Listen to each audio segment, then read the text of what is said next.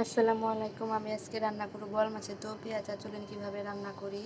আমি প্রথমে তেল দিয়ে দিলাম, তারপর দিয়ে দিলাম পেঁয়াজ মরিচ। সেগুলো আমি এখন এগুলো ভালো করে ভেজে নেব। তারপর দিয়ে দিলাম পরিমাণ মতো লবণ। এখন আরেকটু ভেজে নেব।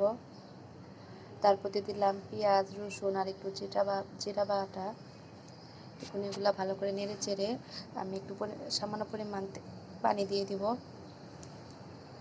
তারপর দিয়ে দিলাম যে গুঁড়া মশলাগুলো, মরিচ গুঁড়া, হলুদ গুঁড়া, ধনে গুঁড়া, সেগুলো দিয়ে এখন আমি ভালোভাবে কষিয়ে নেব মশলাটা। আমার মশলাটা কষানো হয়ে গেছে, এখানে আমি মাছ দিয়ে দিলাম। মাছগুলো ভালোভাবে নেড়ে চেড়ে নেব। এখন আমি সামান্য পরিমাণে একটু পানি দিলাম, দিয়ে ঢাকনা দিয়ে ঢেকে দেব 5 মিনিটের জন্য। এই তো 5 মিনিট পর আবার আসলাম, মাছটাকে আমি তুলে একটু উল্টে নিলাম।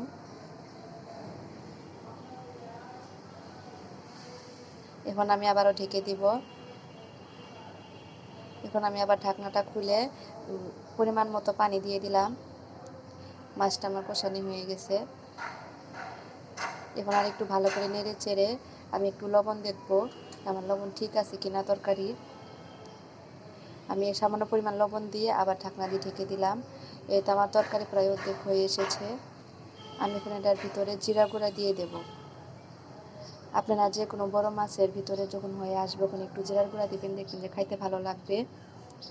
এই তো আমার তরকারির লোক প্রায় হয়ে এসেছে। আমার ভিডিওটা ভালো লাগলে সবাই শেয়ার এবং সাবস্ক্রাইব করে দিবেন। আল্লাহ হাফেজ।